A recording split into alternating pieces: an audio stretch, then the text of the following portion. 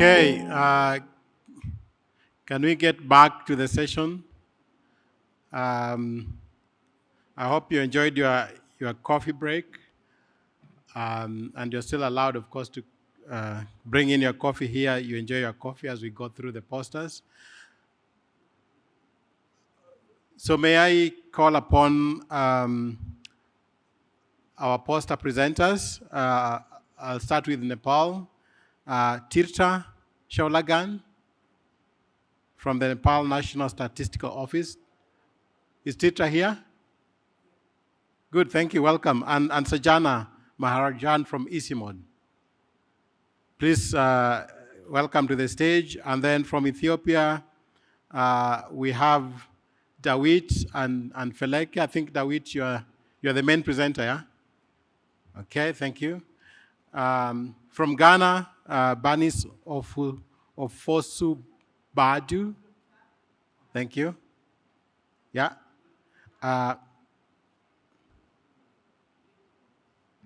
Is there a change for Ghana? Okay, and Lao PDR, Sipaseut Nasonga. Thank you. Okay, so each country will have 5 minutes to take us through your post and basically give us your key messages. So we'll start with Nepal. I don't know who wants to start from Nepal. Thank you, announcer. Namaskar to all of the participants from Nepal. I'm Tirtha Shaulagan from National Statistical Office, Nepal. We have, in Nepal, we have adopted grid as well as GPS. GPS is supporting us in data improvements, data analytics, as well as forest data management program.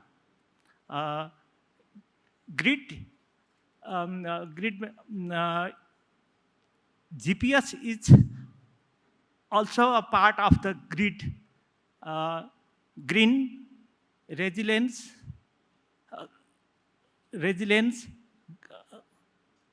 inclusive development program.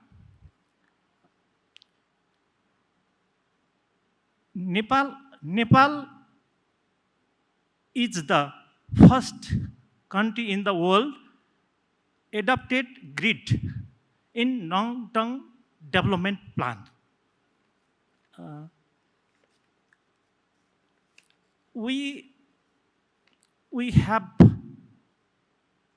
put in the poster 2 parts that we are working with GPS.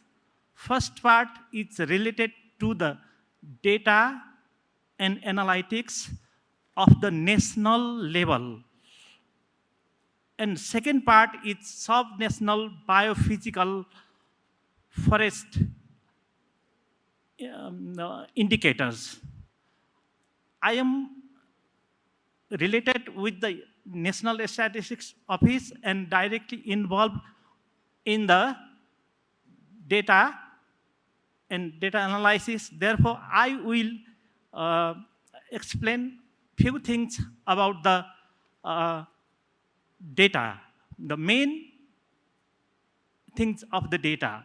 And other part, I will request for the Sajana to explain that second part, sub-national biophysical forest indicators. Okay. Realizing that there was no linkage to the livelihood of the forest. Therefore, in 2022-23, we conducted a survey. We we had already planned to conduct the Nepal Living Standard Survey 2022-23. During that period, the GPS person and the GPS program, namely GHE, Dr. Subramanian, Bala Subramanian contacted us, and we conduct a national survey by using forest as a module in the Nepal Living Standard Survey. Therefore, we have analyzed that data, and some results we get. Why we did this is based on the fact that we in the Nepal do not have the forest input to the livelihood. Therefore, quantitatively we want to analyze, so we implemented that in the national Nepal Living Standard Survey as a part. Based on that, a few results. I think you had already seen in the Dr. Balasubramanian's slides study. Okay, few of them I want to tell because there is a relation. We found the strong relation between forest, gender, poverty, and inclusion. Therefore, some features, strong features that we found is the data revealed that that is important safety need for the poorest group is the forest. We found that link. Another one, mainly the poor people are best or major part of the forest are user from the poorest group, and their livelihood is also very low level. Therefore, we found that also there. Another fact, what we found there is females are most predominantly the collector of the resources, forest resources. Another thing, what we found is there is a strong link between the programs what we properly implement to the forest site will reflect to the livelihood directly. Therefore, we realize this also. During this project, we get a capacity enhanced by conducting training, study tours, and we conducted webinars also to get the large audience share on the development. Yeah.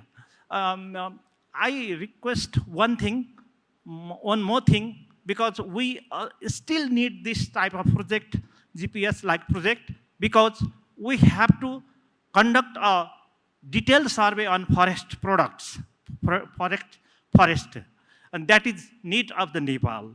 And another one is nowadays there is in Nepal forest is almost many part you will get see the greenery part almost 45% around, and we have 753 local units independently take the decision. Therefore, by growing the forest, there is a debate between the conflict between the animal and human. Therefore, people say started discussing that we should cut the forest because we are in threat. Therefore, this type of discussion is going on. Therefore, we need this type of project to have the international best practice to introduce and manage the forest in Nepal. Thank you. Thank you. Thank you, Mr. Chawlagan. A round of applause. I think is very, very passionate. But unfortunately, time does not allow us to continue because you have both of you that need to present. So To explain the other part. yeah. So Ms. Sajana, you have 2.5 minutes to summarize.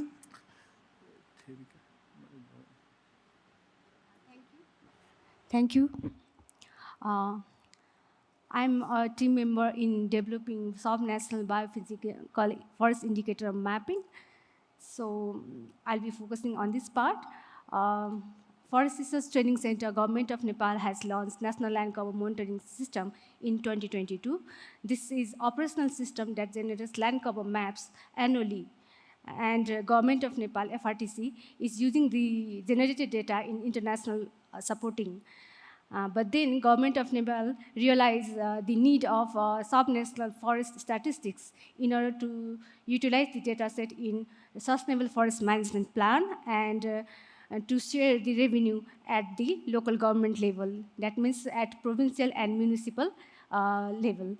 So this data is also important to understand the role of municipality in terms of forest management and also to understand the performance of municipality in forest livelihood dependency. In addition, this forest statistics at local level is important for biodiversity conservation.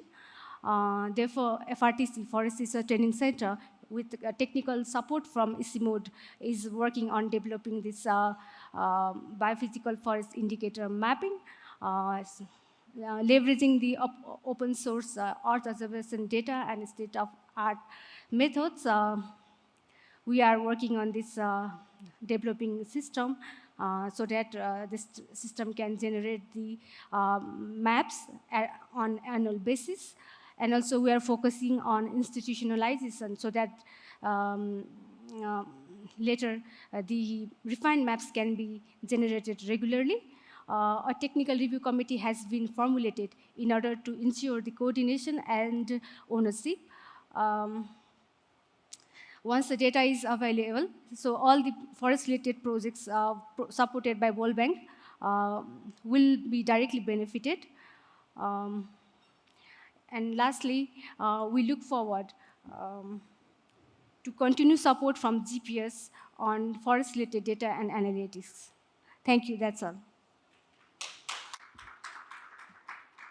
Thank you so much for the input from Nepal, and it links actually to the discussion yesterday quite nicely on poverty, forest issues, gender issues, and livelihoods. Let's move to Ethiopia. Mr. Feleke, you want to use my podium? Yeah, please. Or do you have a mic? Just, yeah, okay.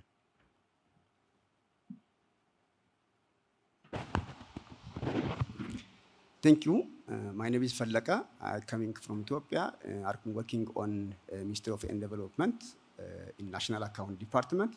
So I'm coming to here to present on the progress of NCA in Ethiopia. NCA is under developing in Ethiopia. So what we do in the past 1 year, so with collaboration of World Bank and Government of Ethiopia, so launched NCA since 2022.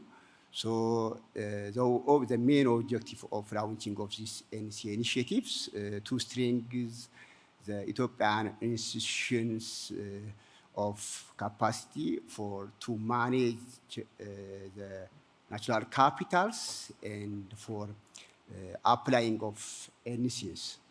So it's aimed also to produce the accessible data and data qualities on natural capitals and to demonstrate and the challenges for applying of NCA.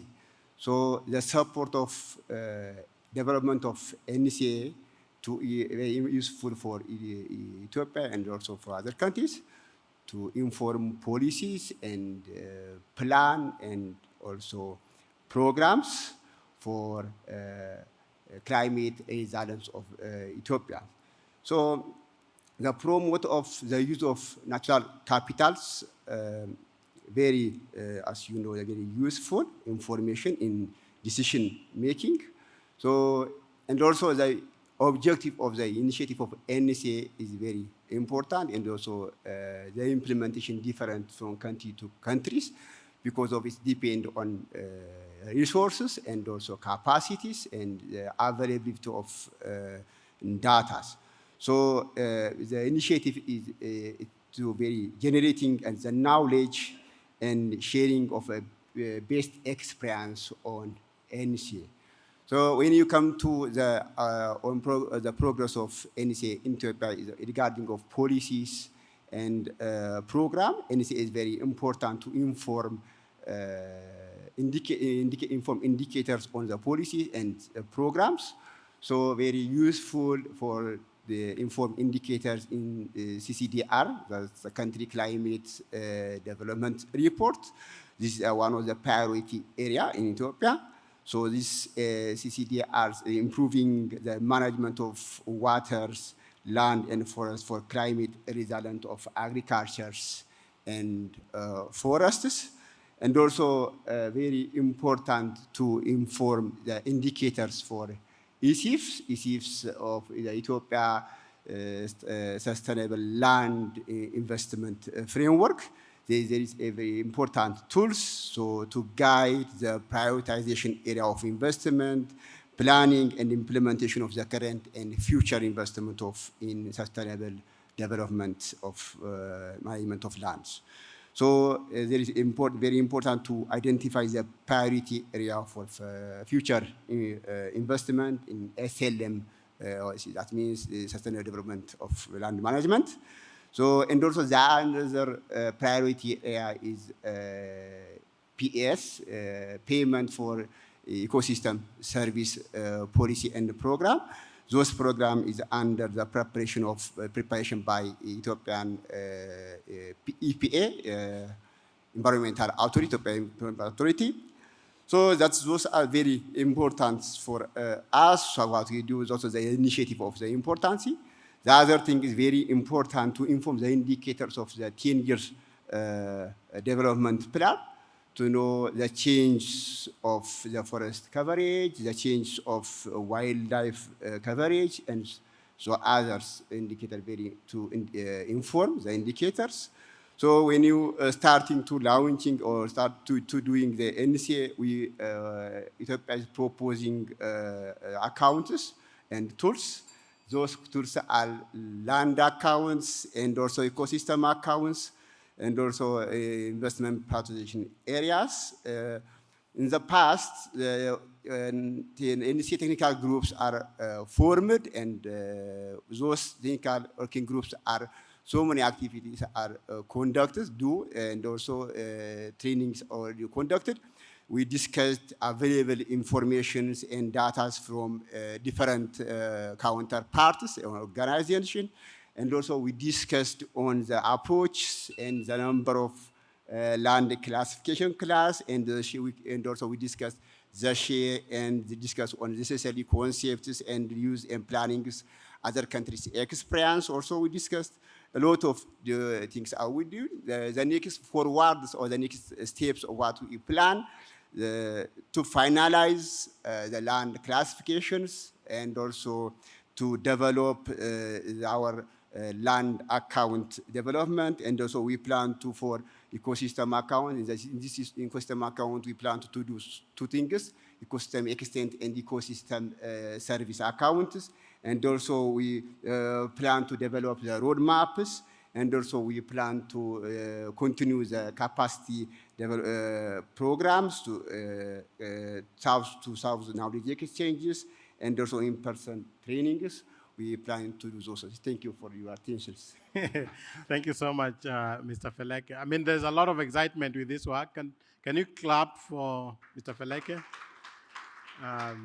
I just wish we had more time, unfortunately, but obviously we still have to continue the conversation. Ghana, Ms. Banis, what's going on in Ghana? Sorry? Over to you.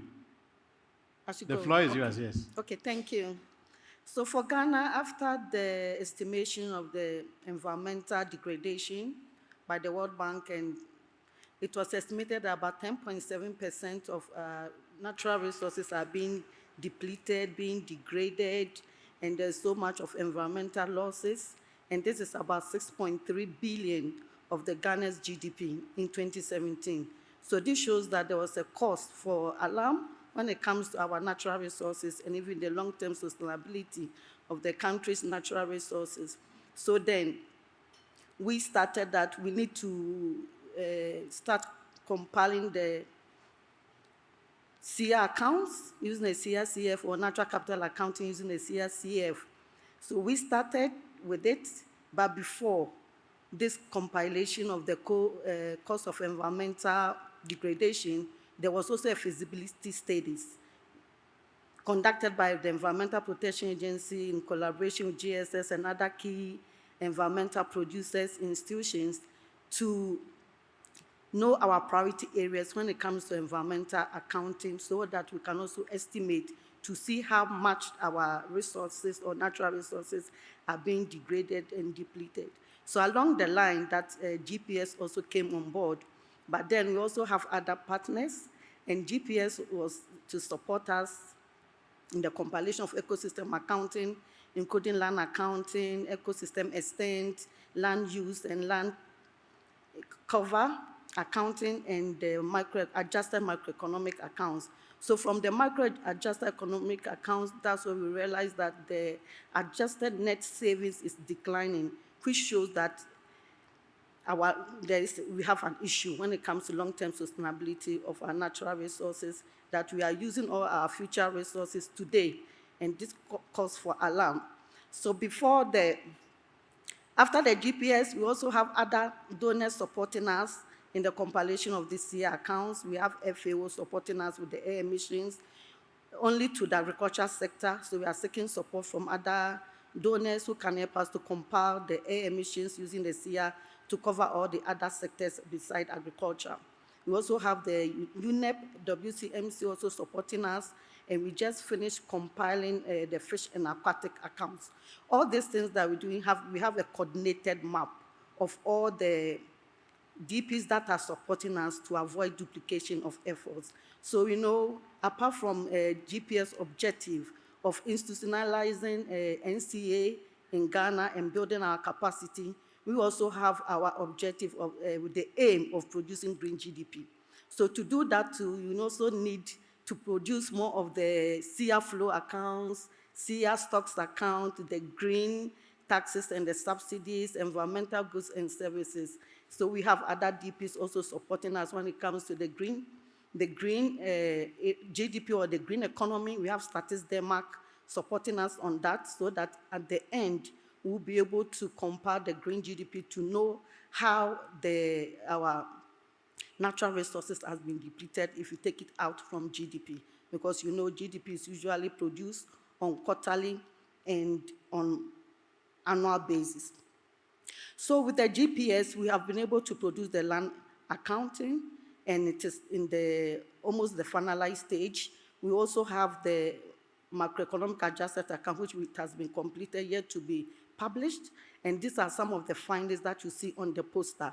So for the whole poster, it's all about the GPS that we are supporting Ghana when it comes to the NCA, compilation of NCA, yes, and the capacity they have built for other institutions apart from EPA, apart from GPS, but other institutions have also benefited from their capacity building.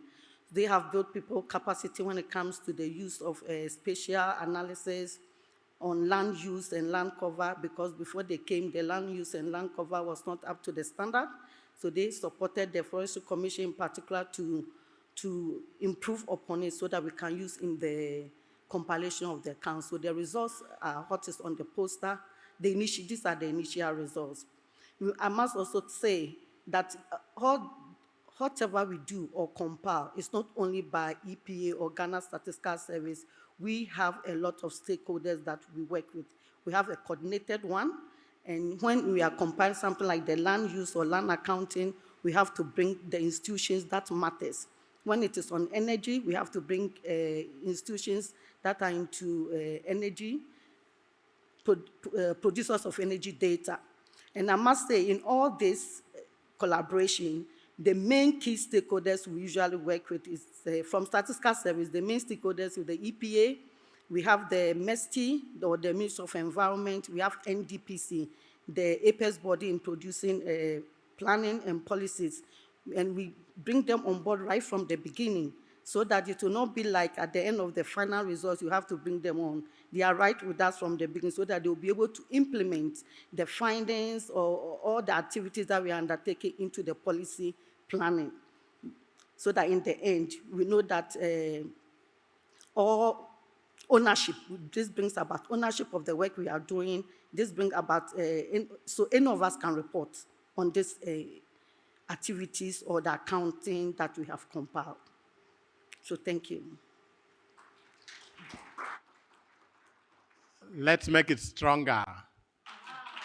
Okay, thank you so much. Thank you so much, Banis, for reporting on Ghana. Last but not least, we go to Laupedia. So Mr. Sipaseut Nasonga, I hope I got the name right. So the floor is yours. You have 5 minutes. Okay. Yeah, good afternoon. I'm Sipaseut Nasonga from Laos Bureau. Yeah. First of all, I would like to the World Bank to invite us to be here. And also, I attend this forum the second time. The first time, I also have been to the Uganda 2019. And I also present about the landscape forum already. Yeah. The objective for the landscape in Laos to scale up the NCA to standing information policy, planning and investment in stability to answer policy question. How to mainstream NCA and landscape valuation to generate opportunity for the physical scape, job creation, and green growth. The result of the activity that we done for the from 2019 and to 2023, there are two landscape evaluation analyzed with data that are collected by LCB, and also valuation of the non-timber forest product in particular area and economic valuation of circle sector.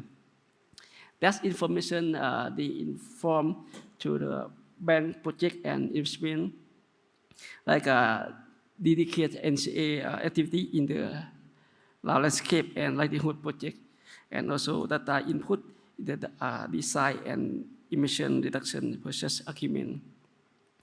And also the result of valuation we inform to policy and bank document, like strategy, country diagnostic, country partnership, framework, country economic memorandum, and also inform the government technical guidelines on protected area management and sustainable forest livelihood, and also inform the review of the National Green Growth Strategy 2020. For the capacity building, like technical and interministry, we have a working group for on NCA, and over the many staff in ministry they have trained for NCA. One point in Laos especially in FICB, we have a new department, like a department of environmental statistics for produce and develop statistics and share account. Currently, we are compiling the land account, and also the next we have planned to compile the water account, agriculture account, and mineral resource account like that. For the last point, for the data indicator, the almost the data we generate from the household, but data is not much detail for specific to evaluation for the SA. But now we are also explain in the our survey how to collect data and can support the SA. The last point I would like to GPS to continue the support to allow to develop the NSA because the previous the NSA we have already some area, but we want to develop for NSA for the national level like that. Thank you.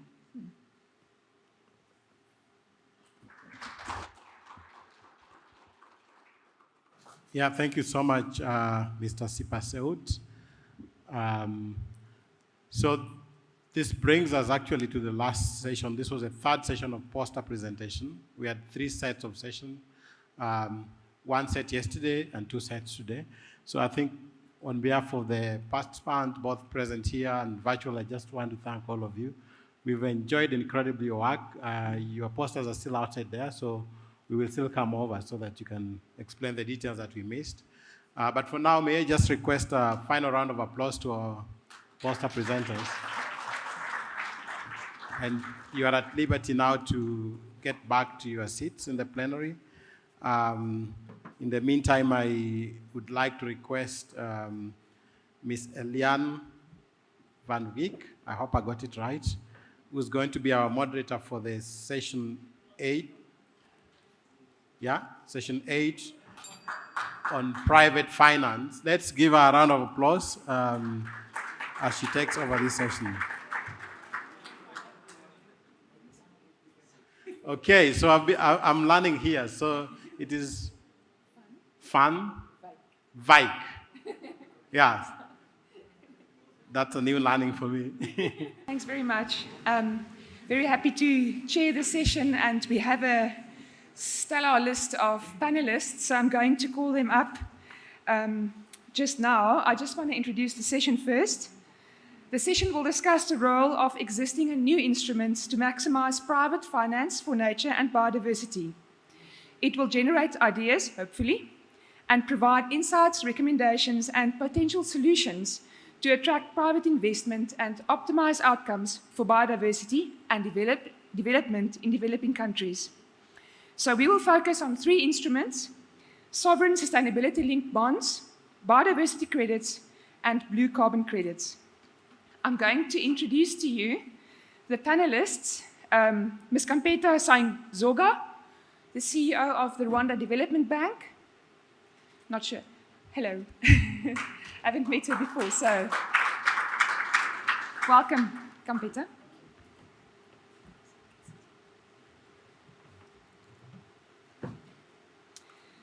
The second one is Simon Morgan, Chief Biodiversity Officer and co-founder of Value Nature.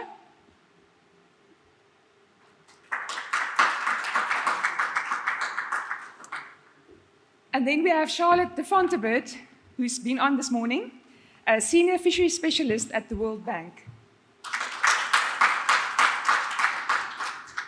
So I think I've got the seating order incorrectly, but that's fine. We can. Do you want me to go to the end? No, next to Simon. Okay. Yeah. So I'm just going to give a brief bio of each of the speakers. Ms. Kampeta Sainzoga has 16 years of progressive professional experience as an international development practitioner in both public and private institutions in Rwanda and East African region. She is the Chief Executive Officer of the Development Bank of Rwanda and was the Director General of the National Industrial Research and Development Agency under the Ministry of Trade and Industry. She also served as the Permanent Secretary and Secretary to the Ministry of the Treasury in the Ministry of Finance and Economic Planning, and served on the Board of Directors of diverse institutions, including the East African Development Bank, Rwanda Eurobond Committee, the GT Bank, the National Capacity Building Secretariat, and the Rwanda Revenue Authority. She currently serves on the Executive Committee of the Rwanda Bankers Association and Economic Policy Research Network. She holds a master's degree in Economic Development and Policy Analysis from the University of Nottingham in the United Kingdom. A round of applause for Campeta.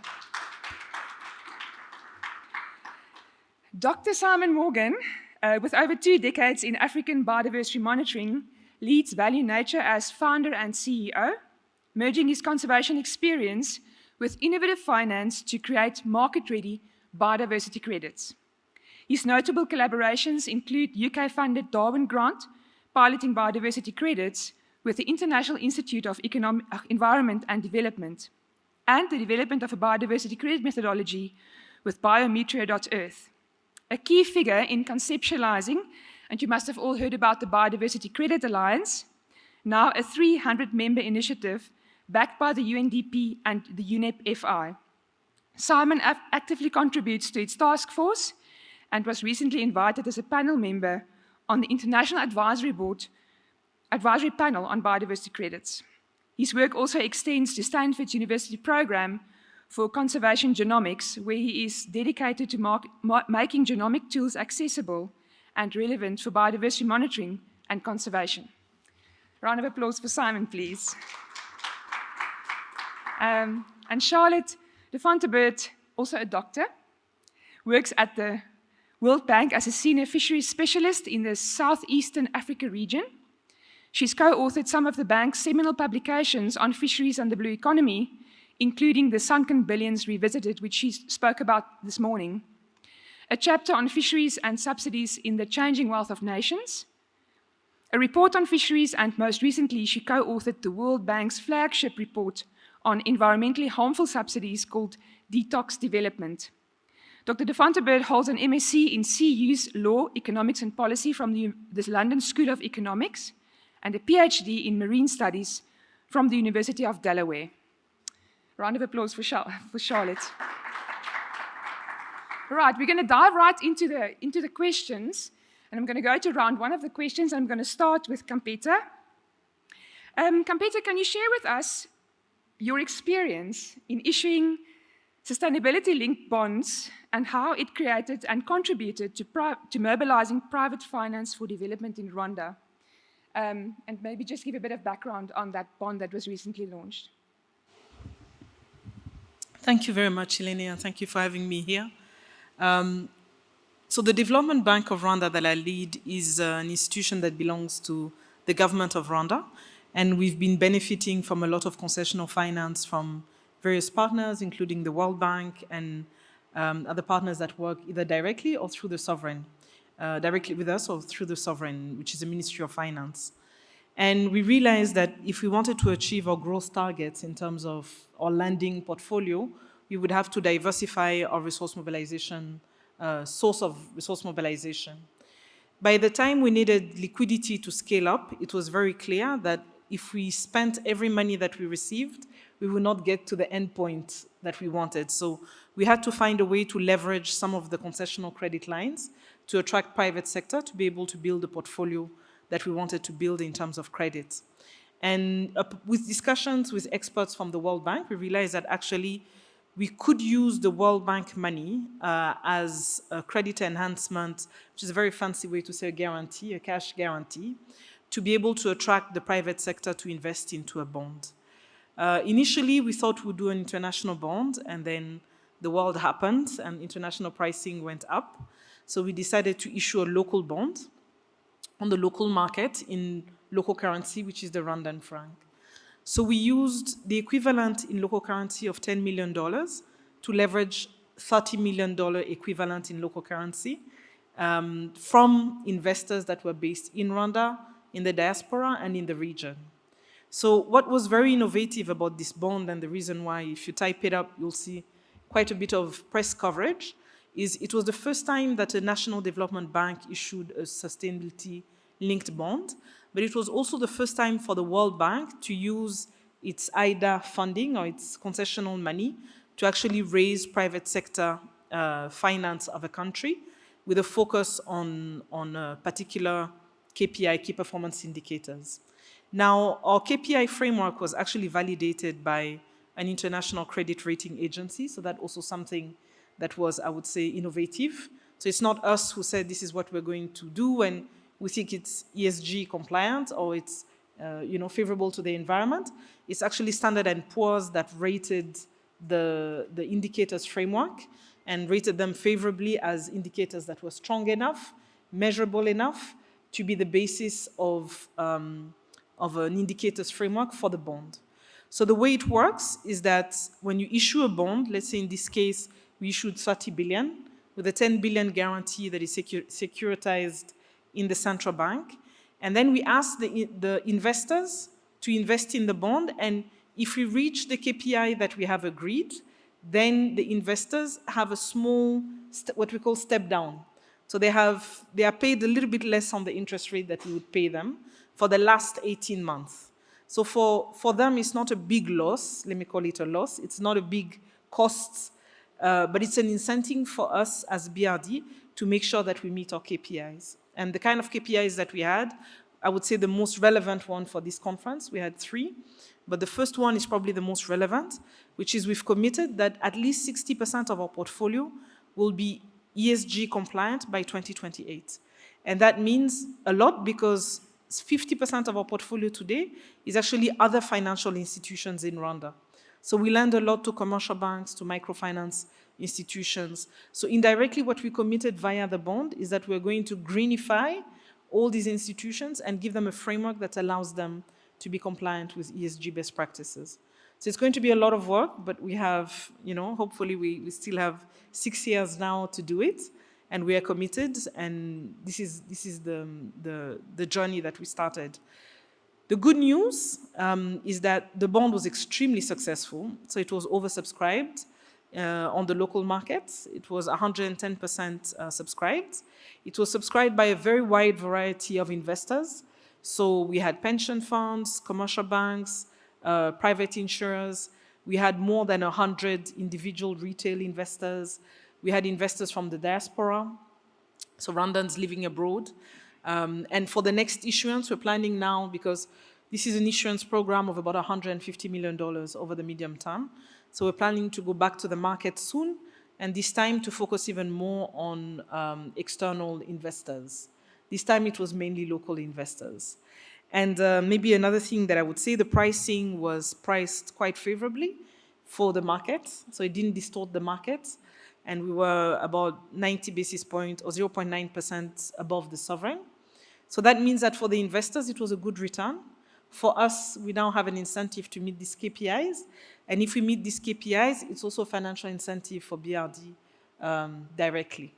And then we're in the process of looking for a second-party verifier to make sure that when the time comes in 2028, we have a third party that is credible to confirm, hopefully, that we have met all the KPIs. And the bond is currently listed on our Rwanda Stock Exchange. Thank you.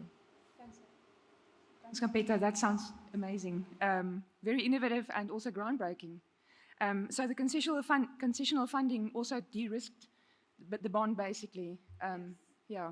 Especially because maybe something that I forgot to mention is this was our first bond ever. So it was the first corporate bond that we issued as BRD. So the market had not only to believe in our story as a corporate, they had at the same time to understand the product, which was the SLB. So it was a little bit complex, but the beauty of the concessional funding acting as a credit enhancement is the Ministry of Finance, because the money of the World Bank flows through the Ministry of Finance. So being able to tell the market that this particular transaction has the support of the Ministry of Finance and the World Bank kind of compensates for a lack of experience and track record on the local market. Thank you very much. That sounds like an amazing project. And also you say you're going forward with other issues. So Yes. yeah, good luck for that. Thank you. All right, moving on to Simon. Simon, can you give us an overview of biodiversity credits and how they can be used to mobilize private finance for biodiversity conservation? Sure, thanks. Thanks everyone for sticking it out until right at the end here, and hopefully you won't fall asleep. But first, congratulations as well. It's a great initiative and well done. So on biodiversity credits, there's been a lot of talk. I've had a lot of discussions with people here. The world is a Twitter about talking about biodiversity credits and the potential of what they are. I think there's two components to consider. What is a biodiversity credit and what it can be used for. So within the Biodiversity Credit Alliance, the BCA, we've spent probably better part of 9 months now trying to come out with a definition of what a biodiversity credit is. And so I'm going to read it just so that I don't get it wrong because we spent so much time on generating it. It's a certificate that represents a measured and evidence-based unit of biodiversity outcome that is durable and additional. And so you'll notice in there the use of the word unit, and we don't define that unit in this definition. And if anybody knows, a group of ecologists or biologists, you sit them around a table and they'll each tell you what's more important than the next thing and what this unit should be or could be or shouldn't be. And so we've still got a lot of work to do on the unit. Our thinking is that given the local nature of biodiversity, that we're going to see many variables, different types of units that are going to come to the fore, some that are going to be led by indigenous knowledge, for example, others that are going to be led by government regulations, hopefully going into the future. You'll also note that in that definition, we don't speak to what a credit is used for, and that's because there's a lot of debate out there, again, on what this biodiversity credit should encapsulate and what it should look like.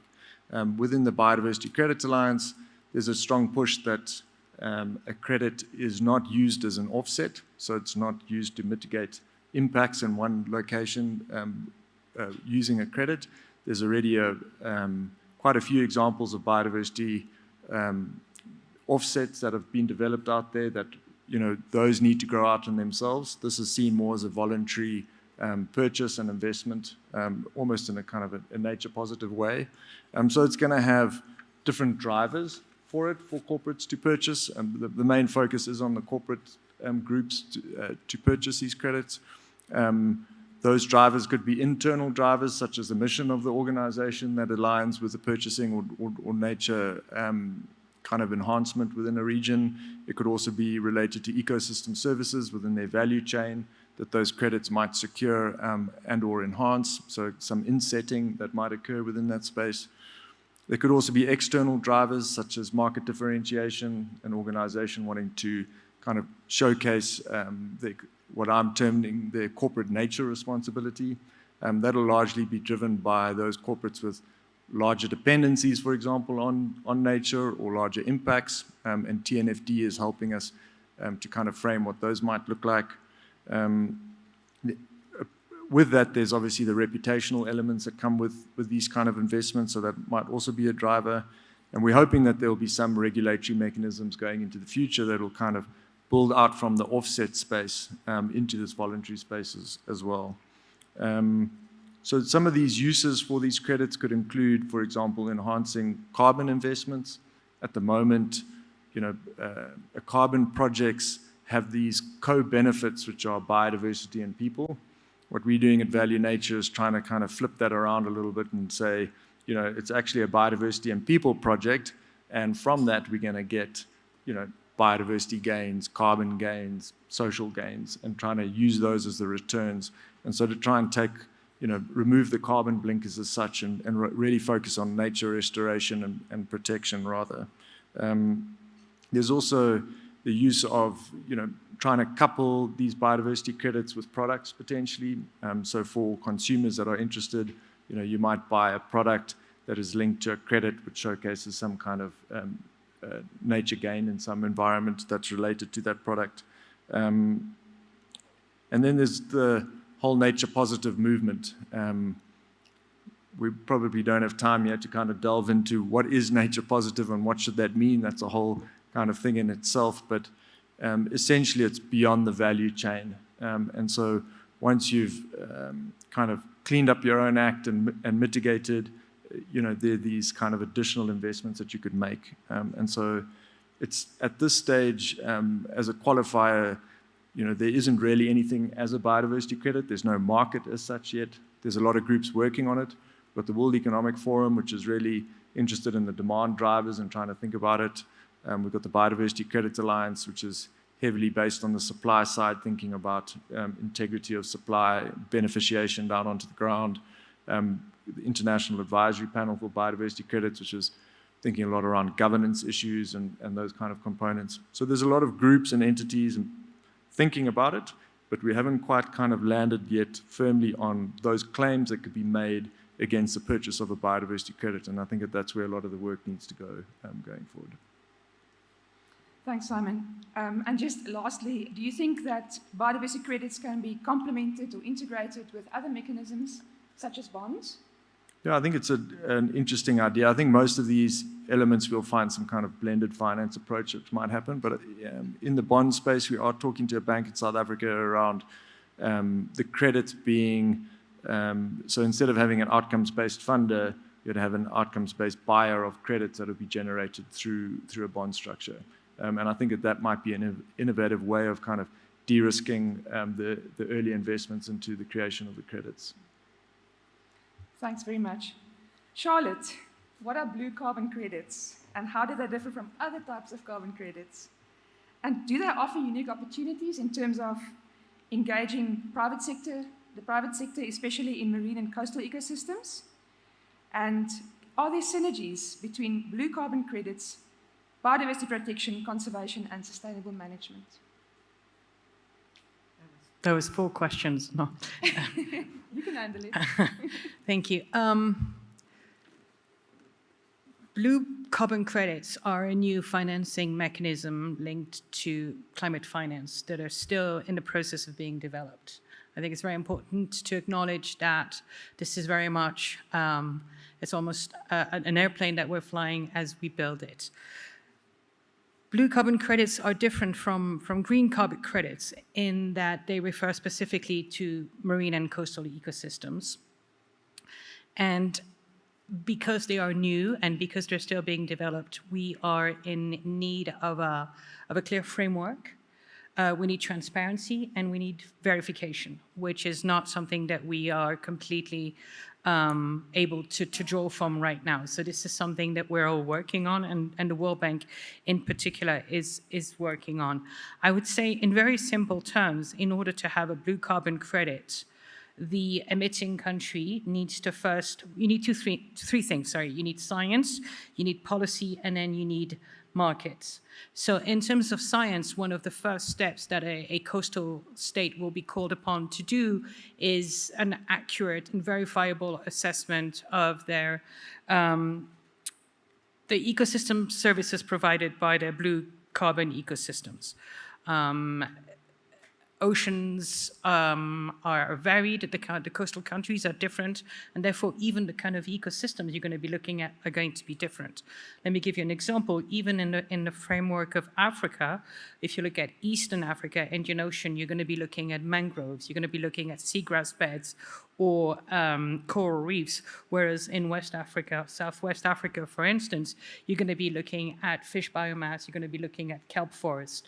So this is where, first of all, you really need to be rigorous and you need to be very transparent. And I think one of the biggest dangers that we need to look out for is that we can't just rush, put the cart before the horse and start issuing credits before we have established this very, very clearly. Once you have a blue capital that's been identified, measured, you need to identify some delta points, some changes that the government is going to commit to adhering to in order to protect or even generate these ecosystems, these credits. So why do I say generate? In the case of mangroves or seagrass bed, you can regenerate mangrove forest, or you can replant seagrass beds. So that is going to be the action that is going to be actually measured against which you're going to be able to issue the credit. And then you need to bring these credits to market. And I think therein lies one of the biggest problems, in that this is where we do not have right now a clear, transparent, vigorous market that's accepted. So these are steps that are still, they are being developed by some countries, but there are very much steps, particularly the third one, where we probably need further collaboration, further cooperation, and always, always, if there's one word to remember, transparency. Thanks, Charlotte. Sounds like you've got very similar challenges as with biodiversity credits in terms of measurement and verification and integrity. For round 2 questions, I'm going to move back to Competa now. I want you to tell us about the main challenges in issuing the bond, and you've already indicated how the private sector responded in terms of their investment, but what were the main challenges or barriers, and how were they overcome? Thank you very much. I would say a couple of challenges. The first one is around the framework. So when we had to decide on what were going to be the 3 winning KPIs, we started from a very long list. And the list was, of course, fully aligned to our strategic plan. But coming down to the list of 3 was not easy, because you need, especially on the measurability, you want to make sure that you can measure progress, and you can do so in a way that's transparent, to your point, Charlotte, and to make sure that you also have the capability. You want to be ambitious, because if you're not ambitious, there's no reason why the private sector would give you a financial incentive. But at the same time, you want to make sure that you have the internal capacity to achieve the KPI. So balancing between the 2 objectives is not easy. The second one was really, once we had the KPI, we realized very quickly that the credit rating agencies are used to KPI frameworks from the West, not from an African country. So for them to understand what does it mean to be ESG compliant in the context of Rwanda is very different from Scotland or Australia. So being able to localize the KPI and give them a sense of what these KPIs actually mean in the context of Rwanda and why they can be considered ambitious in the context of Rwanda was also not an easy task. And on that one, I must say the team from Rand Merchant Bank, which was our book runner, our advisors for the transaction, were really, really good. And I really encourage, if anyone wants to do a bond, choose your partner very carefully, because you want to make sure that you're choosing a partner that has done it. And we're very fortunate that the team from Rand Merchant Bank that was based in South Africa, one was African, they understood the African context, but they had done international insurances in other markets. So they really helped us in overcoming that challenge and talking to Standard & Poor's and contextualizing our KPI. And then the last one that is, of course, not easy, when you decide to launch the bonds, you don't know if people are going to buy. So somehow halfway, you face the valley of death, where you're like, was this really a good idea? Did you try to kill too many birds with one stone? Are we really understanding what we're doing? Will we be able to list? And this is where having the support of the Ministry of Finance and the World Bank was very important, because they were able to give us the confidence that we needed that the transaction was on track. And where we felt that the investors didn't understand the full picture, we're able to co-opt them in the calls or in the meetings to give the investors that boost of confidence that eventually made them cross the finish line. And then at the end, of course, when you do well, you have the how do you call it, the tyranny of choice. Because we had 110% subscription, we then had to decide who was not going to get the allocation, which is a good problem to have, so I'm not complaining. But in the end, we decided to prioritize retail. So we gave all the retail investors their full allocation, and then we prorated the institutional investors with the view that they'll be back in the market and they can also tap into the secondary market in a way that's easier than the retail investors. So those are kind of the categories of challenges, but as you can hear, none of them is unsurmountable, as long as you have the right partners and you're ready to kind of brave it through. Yeah. Wow, that's very interesting. It's also very interesting to hear the role of Rand Merchant Bank, because they also play a key role in Simon's work and also the Sustainable Finance Coalition work. Yeah, Seems like they are very experienced in bond issuance and support. And maybe one other thing that we did that I think when we didn't realize how helpful it was going to be, is we actually picked 2 transaction advisors. So because it was a local currency issuance, we got BK Capital, Bank of Kigali Capital, which is a local investment firm, to help us with the local market. So they helped us frame the discussion around the credibility of the corporates in the Rwandan context. And then Rand Merchant Bank helped us with the SLB, the Sustainability-Linked Bond KPI framework in the international context to say, if you're an investor and you're buying into this bond, we are helping you ensure that you can say that it's ESG compliant, because that's the carrot for the investors. So the combination of having an international book runner and local book runner was a very good one, and we are thinking of doing the same going forward. Yeah. Okay. Thank you. Thanks very much. Simon, moving to you again. Do you have examples where biodiversity credits could effectively be utilized to attract private investments in biodiversity projects and discussions around this? And what is the potential to scale up biodiversity credits to scale up nature protection, conservation, and sustainable management? Sorry about that. Yeah, so I think there's multiple examples. I mean, you go to any protected area or any area that needs some form of restoration, there's an opportunity there to be able to think about credits and investments in that way. I think, again, kind of re-looking at how credits are done and trying to link them to an investment framework of some sort is what we've been looking at Value Nature, where we've created nature investment certificates, which are the upfront investment that goes into the project, and that will really allow a project to happen, those impacts to be developed, measured, and then reported on and verified and potentially credited. And that gives us the opportunity to credit the carbon, the biodiversity, the water, the social impacts, whatever they might be as a return. So I think the opportunities are broad. This could extend even into the blue carbon space. If you think about restoration of a mangrove, we're working on a mangrove project in Mexico, for example, which it would be exactly that. The underlying financial pull is obviously the carbon offsets that could be created from it, but there's this huge kind of an add-on on the biodiversity side and the social side as well. I think that trying to bring in that social component is key, because there's just no real example of effective conservation without people doing the work, right? And so bringing in that social component, I think, is critical. So there's lots of good examples. There's also ways of thinking about projects, for example, with Rand Merchant Bank, we're looking at a water bond, so the focus might be on water, but it's about, again, it's a biodiversity and people project to be able to secure that water in that environment, and so we can create those biodiversity credits out of that, and so that was that example. And so there's multiple kind of cases, even if the focus is on a certain service or system kind of output that you're interested in, you can still be encapsulated in this broader kind of biodiversity credit. I think ultimately we should be looking at more as a nature certificate or nature credit rather than biodiversity. There's been a lot of debate about the use of the word biodiversity only versus nature, but I think kind of trying to broaden it a little bit more into kind of as a nature credit perspective, I think would be good. Did I miss anything there? Was there? Yeah. Thanks, Simon. Yeah, so it sounds like a more landscape level approach and bringing in all the stakeholders and all the different aspects in that landscape.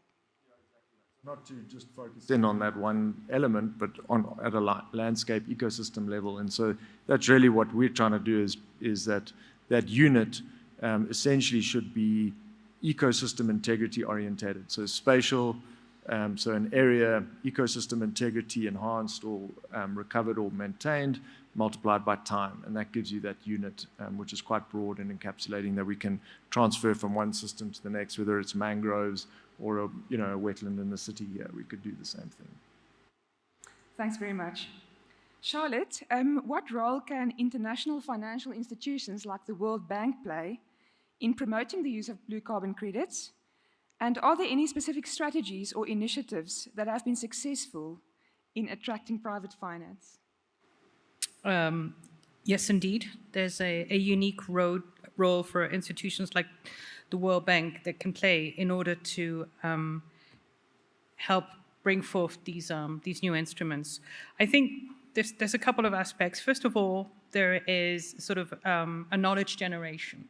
So there is something very interesting I'd like to talk about briefly, which is with support from ProBlue, which is a very, very large multi-donor trust fund that was set up in 2018. There's been a lot of analytical work, but in very practical terms. And I will ask the organizers to share with everyone. We have very simple infographics with decision trees. One of the questions we have when we meet a client, usually with the Ministry of Finance to start with, is, what are blue bonds and how do we get about setting them up? So we started with the three priorities that I explained. It behooves us to explain very clearly and to assist the client as they identify, first, whether blue bonds are the right way to go, second, if they're possible, and ultimately, I have to say, the hardest part would be bringing them to market. And I was so interested to hear about the Rwanda example, where you changed your strategy a little bit in view of the circumstances. So there is this upstream analytical work that needs to be done. The value for the World Bank is in establishing the proof of concept. So I can tell you that based on these analytical products that we've had, we are having right now conversations both in West Africa and in East Africa, where at the very least, perhaps the hardest thing to do, because it's not necessarily immediately marketable, is this analytical work, the scientific assessment. So obviously we work with consultants, working with the client, and so we can pitch the idea of, when we have a conversation about climate finance, and we're talking, for instance, to a SIDS, a small island state that has a very large EEZ and limited terrestrial resources, when we know that there are mangroves, that there are coral reefs, and seagrass beds. So that is also something that I think that the World Bank can play a unique role in. And then down the line, I think we will be working with other financial institutions. I don't think any one institution can go at it alone and say, there, we have a model for blue carbon, that's the way we should do it. And I expect there will be much more further collaboration with other multilateral development banks and other institutions, and ultimately, and you alluded to that, with the private sector directly. So at some point, there needs to be a neutral forum in which all these different forces can come together to produce something helpful to the governments. The last round of questions to Campetta, and as Charlotte referred now that she's interested to hear about the bond, what lessons can be learned from your experience to encourage other countries to explore similar mechanisms, and what is the potential to extend it to biodiversity outcomes? Well, I think when we started and decided to be the pioneers for the SLB for development banks, the objective was also to work with the World Bank to show that it's possible. Because it's different to see it in PowerPoint or to do it yourself and being able to spread the gospel. And I think we definitely benefited from this bond issuance in every way that we had planned to from the beginning. So it was not only a successful issuance for the public, it was also a successful issuance for our institution. So the first lesson is really that it's possible. It's possible for BRD, the Development Bank of Rwanda. It's possible for the sovereign. It's possible for smaller institutions. I mean, some of the commercial banks in the market now have approached us and said they'd like to do something similar. So the first lesson is really that it's not as hard as it sounds. I think I used to listen to panels and think, it's very complicated. Now that we've done it, we've realized that it's actually not that complicated. And if you've done it once, it's quite easy to do it over and over. The second thing is that if we want to extend it to other biodiversity-related outcomes, the most important piece is going to be the indicators framework to be very clear. Because that's where the investors and the issuers can't afford to have, I would say, fuzziness or lack of clarity. Everything else is kind of pretty standards as per the stock exchange regulations, the capital market regulations. So if you're issuing a bond, there are already many rules, right? But I think the one area where it's super important is to have clarity on the indicators, which we were lucky, as I said, with the support of partners, we're able to seek and actually reach clarity. And then the last one, which we rarely talk about, which was key for us, is the pricing. Because what we've seen with green bonds is, well, the SLB is a little bit special because you don't have limitation on the use of proceeds as long as you meet your indicator at the institutional level. But for green bonds or other bonds that are more limited in the use of proceeds, then the pricing becomes very important, because you want to make sure that you're able to attract projects that have rates of returns that at least match your cost of fund.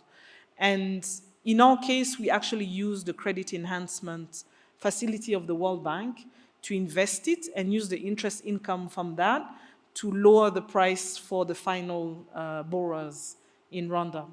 So you have to be a little bit innovative on how you use the different instruments, but you can't lose sight of the fact that in the end, the pricing of the bond has to be appealing enough, both for the issuers and for the final use of proceeds. And at the moment, that is still for international issuance, it's exorbitant. So that's why you're not seeing many African countries issuing bonds, green bonds and related bonds on international markets. But on local markets, there are a little bit more opportunities to I would say, to mitigate that. Yes. Thank you. Very interesting. Yeah, those metrics and measurements and KPIs are quite important. Simon, how vital is standardization and certification in the biodiversity credit market? Measuring biodiversity can be challenging and complex. What steps are being taken to establish reliable and transparent systems for measuring and trading biodiversity credits? Thanks.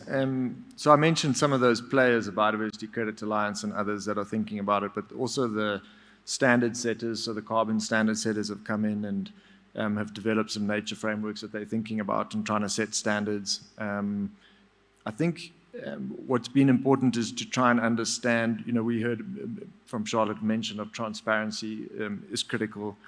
And I think especially with trying to learn from the carbon markets, what has gone right, what has gone wrong, or how can we kind of lean on that. And I think a key component there, and what we've brought into the Biodiversity Credit Alliance, is a key focus on the digital standards and digital processes. We do have mechanisms now of being able to create verification processes on a blockchain, so on a distributed ledger technology framework, where there's policy engines in place that all the data feeds can go into. It increases transparency, increases speed, reduces costs on verification. You can actually do certification through those mechanisms as well. So I think we'll see a shift in the standard setters for them to be able to, in the historical sense, they've relied on verification bodies or credit issuance processes themselves, but those are essentially bottlenecks in the process that we can alleviate through the use of DLT. So I think that's going to be a big component. I think there's also going to be a need for national regulations that are going to have to come out of this, just because of the local nature of biodiversity and the different kind of components. How those kind of feed into the GBF, for example, I think is going to be key. So ensuring that, and that could be a value add if you're buying biodiversity credits that assist a country with kind of meeting targets. That's going to be a huge attractant as well. So ensuring that happens, but that's obviously going to need to be driven at a local level. And so I think we might see regional standards or regional processes developed from this. But from our side, a big push is around those digital mechanisms that are really going to change the game. They also enhance our ability to look at beneficiation and ensuring that the benefits along the line are going down to the biodiversity custodians on the ground. We've seen that as a bit of an issue.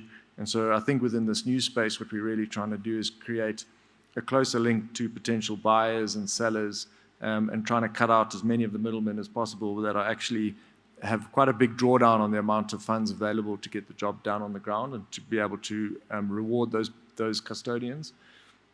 And so developing these tools, especially those that are transparent and allow us to showcase these elements, are going to be critical. Thanks, Simon. Yeah, and that beneficiation brings me to the last question for Charlotte. How can local communities and indigenous peoples who rely on marine and coastal systems be involved and benefit from blue carbon schemes? And are there any mechanisms in place to ensure their inclusion and the equitable distribution of benefits? Wow, easy question to finish. I think this is one of the crucial aspects of the matter. This morning, we talked a little bit about economic benefits being generated and the winners compensating the losers. So in this particular instance, I think we have to recognize that the delta that I was talking about, the action that needs to happen, is usually going to be borne by the local communities and sometimes by the indigenous communities. So then the question I think you're asking is, in the new mechanism that we're setting up, how do we ensure that those who pay the cost are actually going to be the ones who benefit? So unfortunately, this is a very complex issue. I worked in a country where we were confronted to the fact that for very understandable reasons, the government had established that any carbon credits were going to be issued at the national government and not at the local government or at the community level. Again, probably because of transparency and for a host of reasons. So I think that just illustrates how sensitive and complicated this is. On the other hand, you also have instances where it is the communities themselves who have decided, taken upon themselves to set up a marine protected area or protect a mangrove forest. In the case of where you have restoration, for instance, it's even probably easier to measure in that the local communities are going to be the ones planting new mangroves, replanting seagrass beds. So it's mostly in terms of opportunity cost. There is something that's not going to be extracted.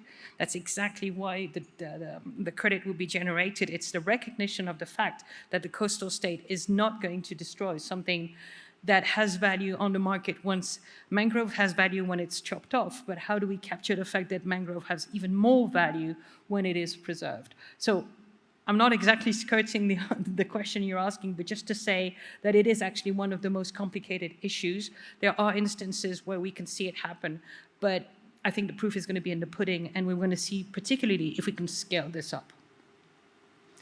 Thanks very much. Yeah, so I think the talk around IPLCs is so relevant nowadays that I think all the schemes going forward will have to focus on that and how the beneficiation is adequate and transparent. Right, we're going to move to questions in the crowd. Are there any questions? There's one there. Hello. Good afternoon. It's Joanna Van Dissauer from Sierra Leone National Statistical Office. It's going to start with a concern and end with a question, and it's going to Dr. Samuel, who happens to be the CEO of Valley Nature. We all know for developing countries, it is difficult to source funding to implement projects on environment, vis-a-vis like the Ministry of Finance. People have been measuring that from yesterday, that in a government, even when they may have a budget to implement those projects, but it is difficult to release the funding, and we all know to source funding for project is a tax. You as a CEO of Valley Nature, maybe I want you to help and highlight some of the strategies, guide that someone will use in developing countries to source funding for environmental projects. Thank you so much. Thanks for the question. I think the opportunity around the biodiversity credits or nature credits and how they're packaged and their final use case, once we have a market of sorts and there is some kind of exchange going on, will lend itself to private investment to come in and to be able to fund those projects themselves. So I think having the right structures in place and mechanisms in place on the ground from a project perspective is something we're working on, trying to develop the right tools for projects to try and take ownership of the project themselves as much as possible. What we've been seeing in the carbon space is that carbon developers approach a landscape and the custodians in that environment and try and bring the finances to them, encapsulated in a project that they'll try and lead. And then there's a negotiation that goes on the ground. And often it's a one-sided negotiation because the custodians on the ground don't necessarily have a good understanding of the market forces at play, the amount of funding that's needed, etc. And so what we're really trying to do is to flip that around and trying to create tools and mechanisms to enable the custodians on the ground to lead the development of the project as much as possible. And so one of those tools is we've just initiated in the last month or so a community guardians initiative. And essentially the guardians will be local entities that negotiate and facilitate the development of projects for communities or for custodians themselves, and help them seek the finances that are required to be able to develop the project and to take it forward. So it's still early days, as I mentioned, there's not really a biodiversity credit market as such, but we're hoping that, if it does take off and it does what everybody's hoping it'll do, that there'll be opportunity there for private finance to be able to come in and invest into these landscapes. And so, yeah, that's our best hope at this stage, is to be able to Wayne.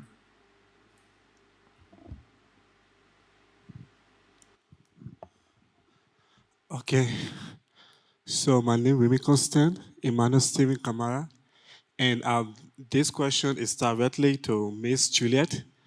I want to say thank you for your expertise and all the panelists.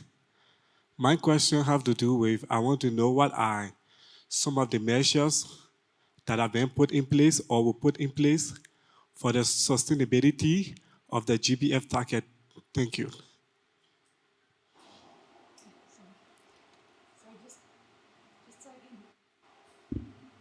Who was the question directed to? Miss Juliet. Campetta. Yeah. Okay. Sorry. Okay, yeah, let me reiterate. All right. So my question is, I want to know what are some of the policies that have been put in place or will be put in place for the sustainability of the GBF target. Thank you. Oh, okay. Okay, to reach the targets. Yeah. Oh, so the targets are actually three. So there's one around environmental and social and governance policies. So what we've done is now we have a fully fledged unit under the Chief Risk Officer that is in charge of training and creating a community of practice of ENS specialists in all the different financial institutions that are partnering banks, that are partnering institutions. So basically, we've taken the lead in terms of training the banks, making sure that they recruit a certain number or appoint focal people that have expertise in ENS. And then we gathered all these recruits and focal points into a community of practice that we train on a regular basis. So we work directly with the banks at the operational level. We also help them to do their ENS policy at the board level that get approved by the board to make sure that they align with best practices, and we get support from the World Bank, actually, some technical assistance to be able to do that. And then the second KPI that we had, or indicator that we had, was around women-led projects. So moving the needle for ourselves for direct portfolio to lend more to women. So we have an entire gender access to finance strategy that's in place and policy so that the business units have targets on how many women-led businesses they bring onto the portfolio. And then the last one is around affordable housing. So also making sure that we are able to support 16,000 affordable housing mortgages. So each KPI has like its own mainstream of work, and then there's a lead department that is in charge of making sure that we achieve the targets, both at the policy level and the operational level. Thank you. I don't see any more hands. How do I know if there's an online question? Okay, no online questions.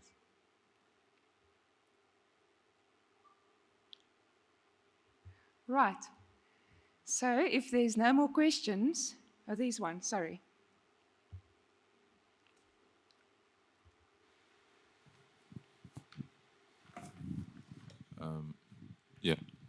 Thank you very much for the incisive discussions.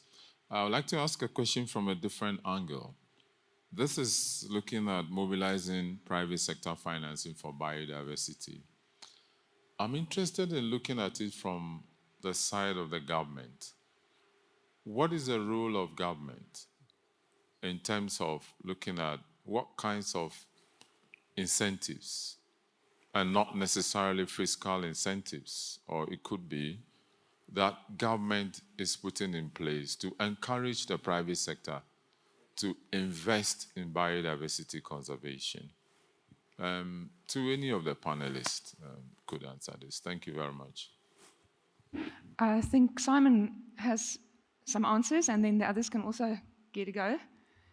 Yeah, thanks for the question. I think there's opportunity, obviously, as you know, what was presented on earlier, those biodiversity tax incentives, and potentially from a biodiversity credit perspective, those could be expanded out so that the purchase of biodiversity credits could be seen as a tax deduction, either as a charitable giving or seen as an investment back into their business, given that it's an insetting kind of process with the credits in a system. So that could be an opportunity there. I think the governments can also play a role in creating a more enabling environment for the development of credits and credit structures.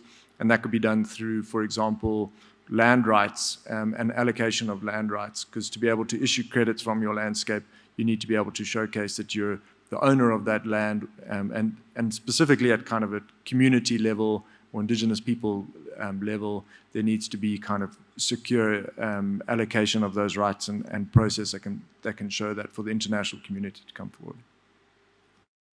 If I can come in, I'd just like to bring to everybody's attention an example from the Seychelles Blue Bond, which was the first sovereign blue bond issued with support from the World Bank and others. The proceeds of the blue bond in Seychelles were $15 million, and $3 million was set aside as a grant mechanism in support of communities, NGOs, civil society. And then 12 million is set aside specifically for the private sector in terms of loan.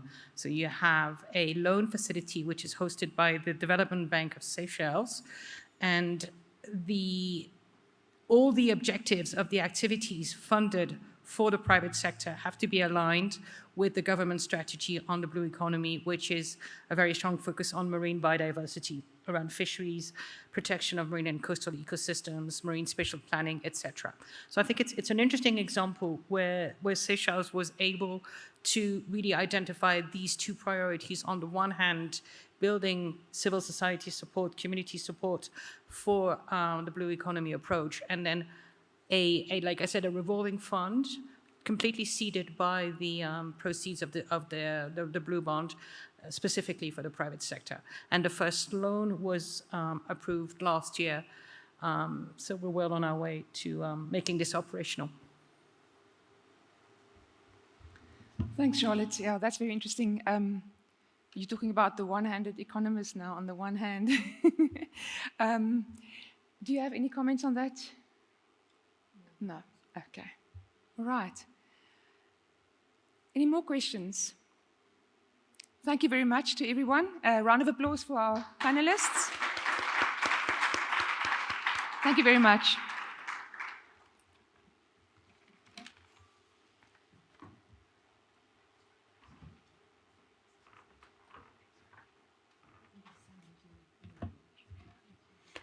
Okay, another round of applause, please. That has been really informative session on private finance for biodiversity. Now, we are now just getting to a very critical part of our program.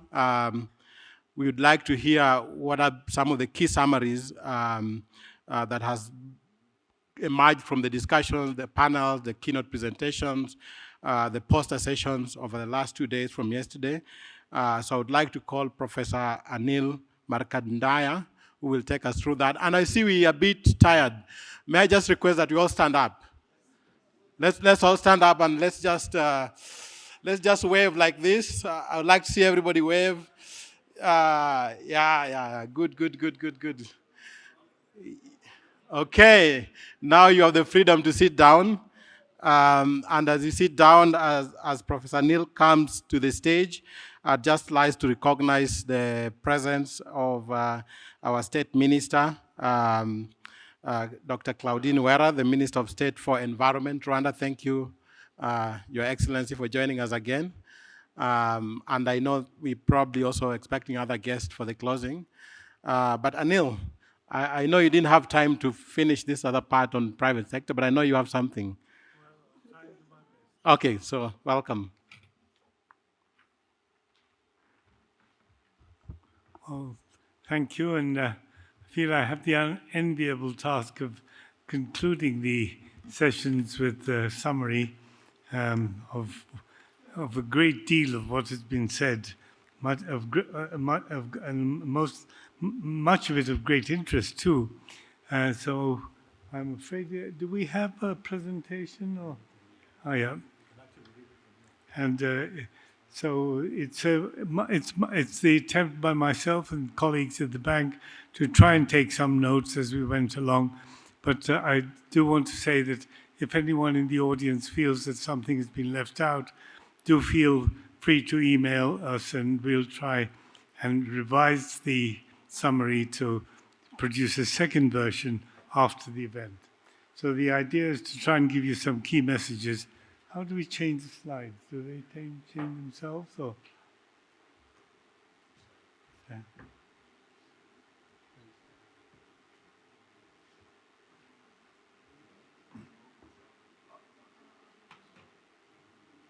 Somebody's walked off with the slide changer. Is that it? Yes? So this is next. Yeah. So what do we have which we can start with? The first thing was natural capital and data and the NCA. And I think we can conclude that data and the NCA are the backbones of evidence-based decision-making for nature and biodiversity. The 30 by 30 targets cannot be achieved without data to design, implement and evaluate programs, and there is growing interest in strengthening this capacity across countries. The SEEA provides the foundation for the natural capital accounts on ecosystem extent and condition across landscapes and marine areas.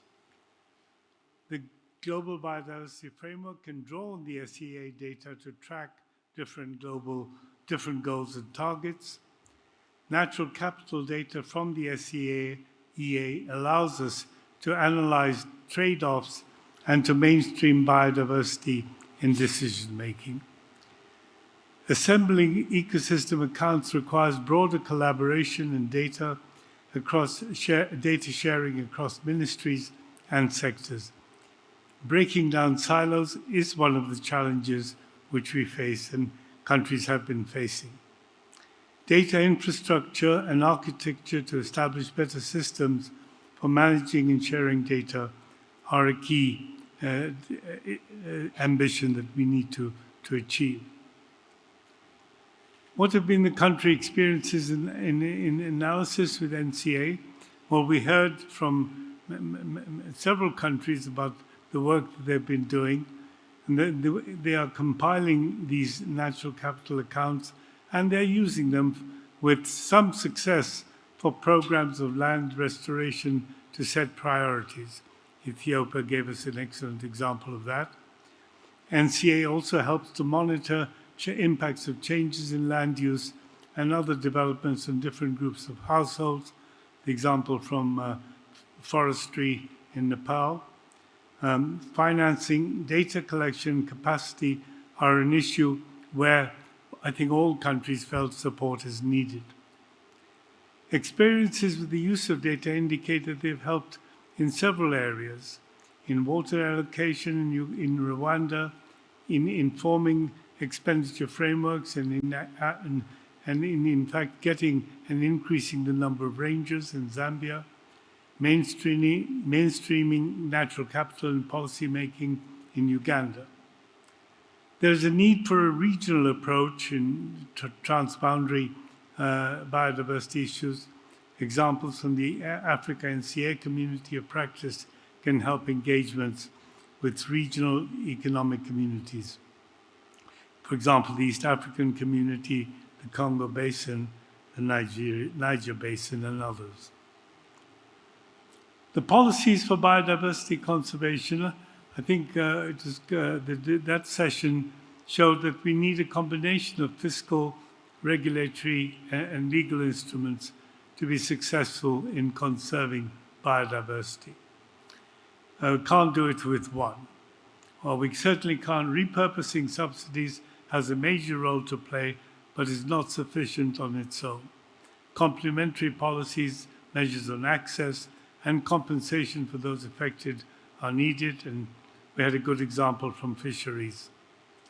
Prices of non-renewable assets, such as oil and gas, can have a big influence on deforestation and can affect biodiversity.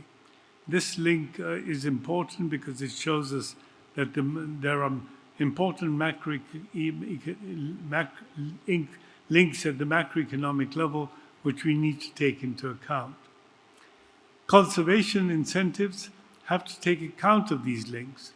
These could combine investment in agricultural productivity with effective regulations to prevent deforestation and to foster asset diversification. And these are areas where policies still are open, haven't been developed, but are areas we could look at. And a better understanding of the links between sectors through economic environment models, economy-wide models, has an important role to play in designing incentives. And we had some good examples of work which is being done on this at the bank with the application recently in India. Instruments to balance nature conservation and development. We've had a session which informed us about engaging communities to support and expand forest lands and tree cover in Ghana, to mobilize civil societies and make it aware of government policies that harm biodiversity, the right to mine in natural forests or from Ghana. The examples of providing tax benefits for conservation on private lands is more cost-effective for government to incentivize private landowners to return land to its natural state than to do it itself. And landowners then must agree to a long 99-year arrangement and are audited annually to ensure compliance. Such tax benefits have also helped generate jobs, since land restoration is labor-intensive. There's a potential for nature-based tourism to increase jobs and nature conservation. Recent policy of abolishing visas in Kenya, and the use of economy, environment, macro models to undertake a fiscal risk assessment as part of managing fiscal policy and its links with nature was an example given to us from Kenya. Mobilizing finances came rather late, and perhaps I haven't fully incorporated everything that was said, but biodiversity is a public good and often challenging to monetize, but the private sector can contribute. Countries should explore various instruments, including repurposing subsidies, payments for environmental services, blended finance, to crowd in private investment. But enabling legal and regulatory frameworks is also going to be important to complement that. We want to be able to build biodiversity values into marketed goods and services. Examples of shade-grown coffee or cocoa and linking biodiversity with carbon markets is another way of doing that. Effective and synergistic use of global nature and climate finance. And here the example when local biodiversity benefits are small or conservation affects local communities while global benefits are high. There's a strong rationale for public finance for biodiversity in global commons. International funds for nature are being mobilized, such as those that we heard about through the Global Biodiversity Fund, and there are some new initiatives on debt for nature swaps, which are now just being initiated. Private initiatives, which we heard in the last session, and I fear that I haven't done real justice to the richness of that discussion, but such initiatives as biodiversity credits and sustainability bonds are developing. They're still, I think, in an early stage, but there is promise there.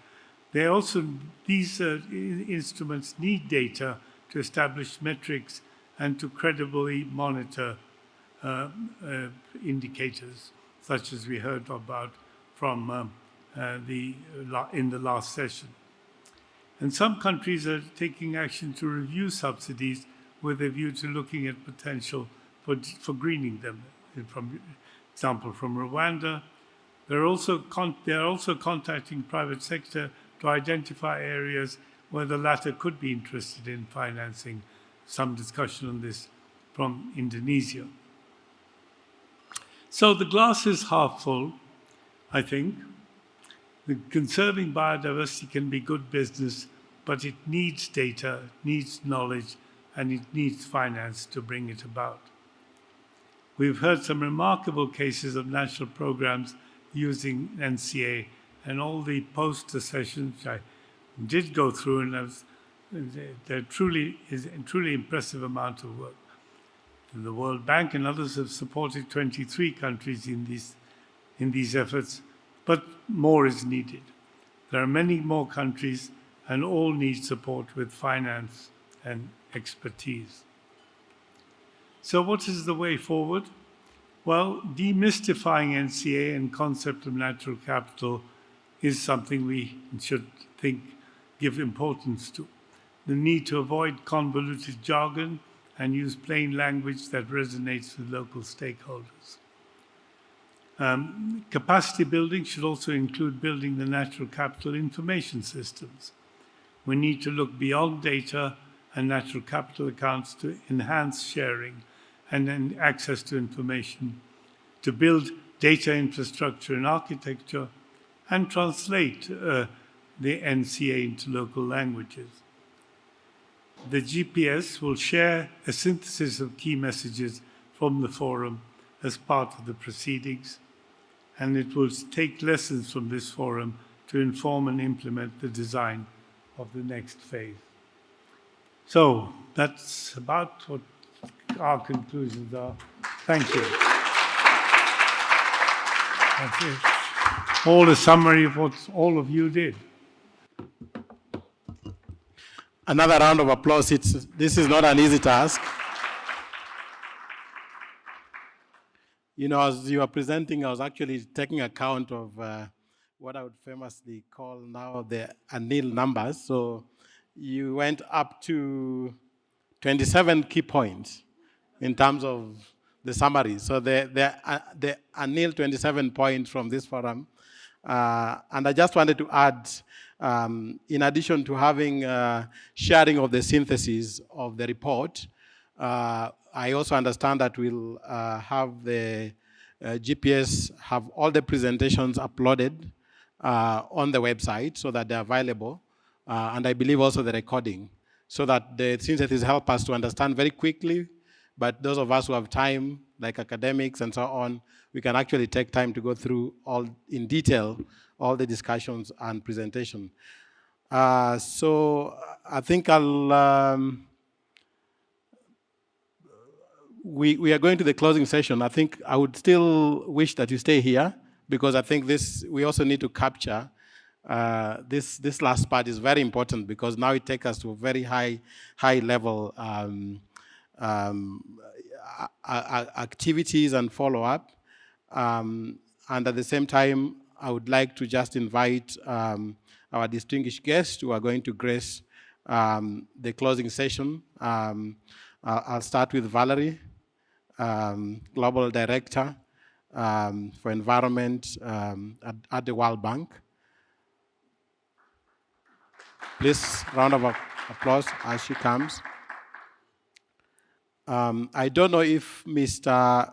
Oziona Ojielo from the UN is here. Seems like he's not here. Okay. Then I would call upon our Honorable Minister of State for Environment, Dr. Claudine Wera, please.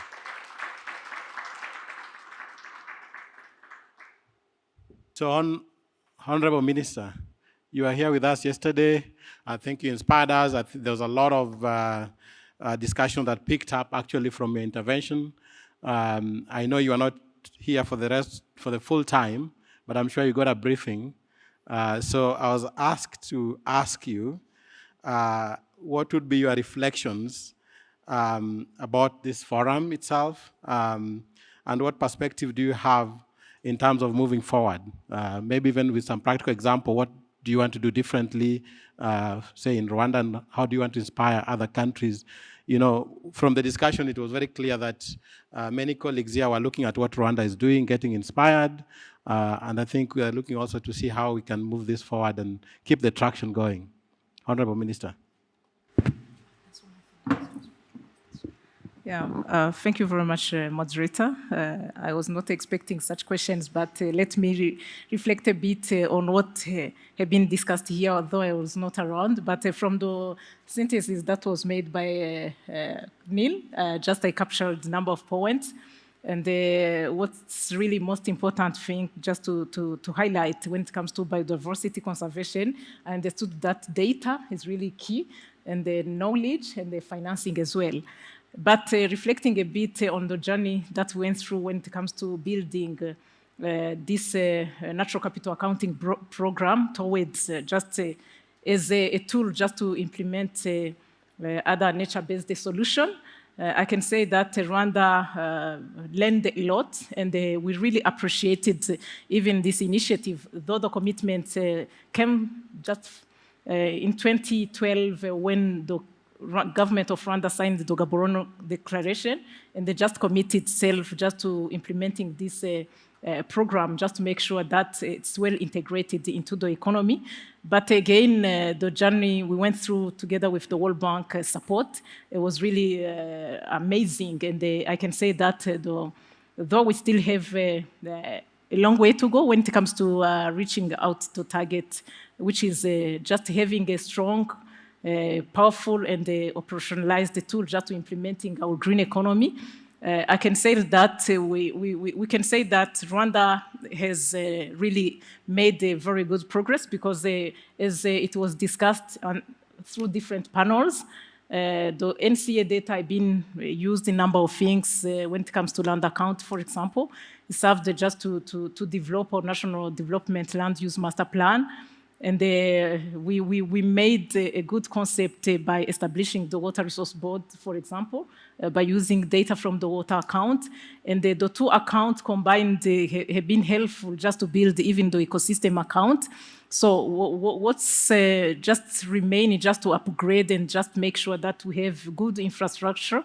And so we upgrade on a regular basis those information just to make sure that it's really well integrated into even the macroeconomic framework towards just integrate those information into the system of national accounts. So we have a very good experience just building this framework. And again, what was discussed here, just to get the required knowledge, this capacity building should be continuous. Is just from the data development when you build the account, you also need just quite a kind of deep analysis just to make sure that we can extract a message that can really inform decision making. And again, the last one was just to get the financing, just to make sure that this information really comes just for a good purpose. So I can say that we have tried, we are still doing it, and we are still really strongly committed just to strengthen this program. And we can also share what we have right now with other countries, just to also highlight that this is really a powerful tool towards, implementing the green economy. Thank you. This is what I can say. So, thank you.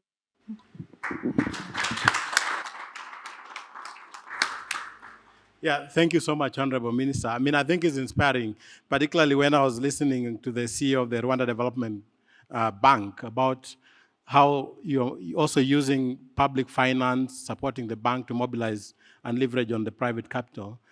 But also, I think I like your last point about willingness to share with other countries. So we have an online audience. Yesterday, I think we had about 300 plus. Today probably is bigger than that.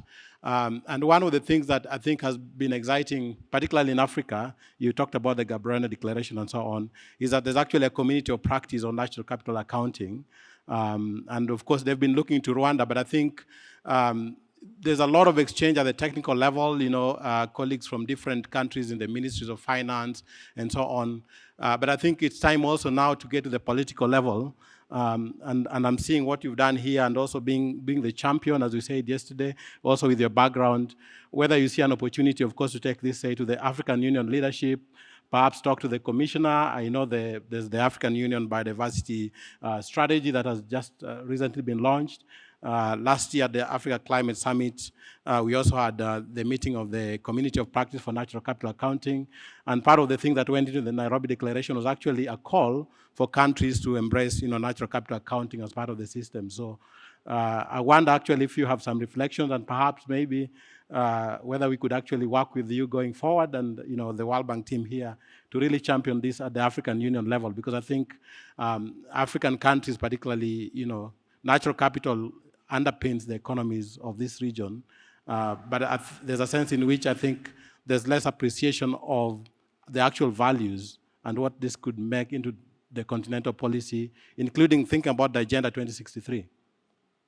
Yeah, thank you very much. I think we're not starting, from today, because from the very beginning we've been exchanging with other countries. And of course, we've learned a lot from maybe from Botswana, because Botswana, they really started at early stage, maybe before we started. And this exchange and the, dissemination of what we have right now when it comes to the products we're using, and we want to upgrade. I think it's something we can really work on. And I know that after this policy forum, there is a kind of exchange session.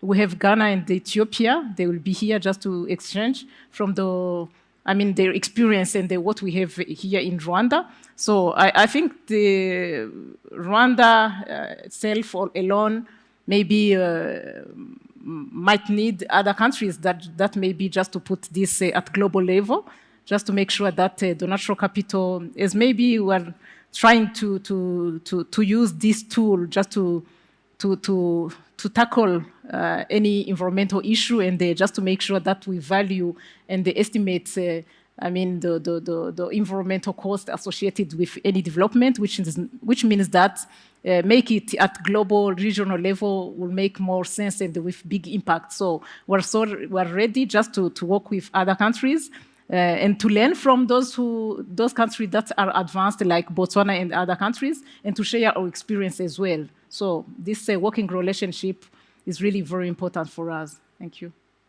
Mm-hmm. Yeah, thank you so much, Honorable Minister. That's encouraging that countries like Ethiopia are already learning from you, that you also learn from other countries. I think that's really exactly what you're looking for. And it was great, of course, because here we actually also have countries in Asia and Latin America and so on. So that learning, of course, is going beyond just this continent. I go, Valerie, so when you listen to the 27 points, and Neil 20 points about the summary of key takeaway messages and the way forward, what are the 2 or 3 things that you really think are important going forward? We're very competitive at the World Bank, so if Dr. Neil can have 27 points, I have 36 I'd like to give. Just checking if everybody's listening. So I think there are really 4 things that I go away with from this couple of days, and I really do appreciate just how much engaged everybody has been. We're 100 people from 30 different countries, from ministries of environment and finance, departments of statistics, departments of planning, ministries of lands. That's incredibly important, and that really has been a recipe for a successful engagement. And I really do thank everybody who's here and the 300 plus people online, because it really has made for a very rich discussion that goes much beyond this room. The 4 lessons largely that I go away with is around how important the science and economics of the actual data collection is itself. We still have lessons to learn on how to do it better, how to do it more cost effectively, how to make sure that what we do is accessible. It's available, it can be used. And so I think there's still work to be done in that space. I think the second thing that I learned very much is that we need to be able to explain it better. Because when it comes to natural capital accounting, because of the importance of biodiversity underpinning all economic activities, we need to explain to everybody to small farmers, to small businesses, to big business, to ministers of finance, why natural capital accounting matters. So we need to be able to find a language that is much more accessible, that has to be in local language, that has to be meaningful to the people on whose behalf decisions are being made. I think the third thing that I go away with is this has to be institutionalized. This is a whole of government approach. Governments make investment decisions every day, and they use data to make those investment decisions. Natural capital accounts are one type of data that has to go into that decision making, and that means it has to be institutionalized. Natural capital accounting can't be niche, it has to be normalized. And I think that becomes important, that we really think and build those deep networks within government so that it really does become a normal part and parcel of everyday decision-making by government. And then finally, it's that as a group, as a community, we need to catalyze a contagion of good practice. We're working on together with 23 countries. There are a lot more countries. And even within the 23 countries, there are more accounts. And this is where the importance of champions really exists. And I do really want to call out the Honourable Minister, Dr. Claudine, because the Minister, of course, in her official capacity, has spent time today and yesterday, and I can't imagine how busy you are, Minister. But it's not just in your official capacity. You have been a champion. You're a technical expert in natural capital accounting. You have been evangelizing this work for years, and you have been part and parcel of what's made it successful. And you have brought a credibility, both with your technical expertise, but also your official government position. And I really do want to thank you and all the other champions we have who are spending their time and personal credibility in normalizing natural capital accounting. So thank you, Doctor.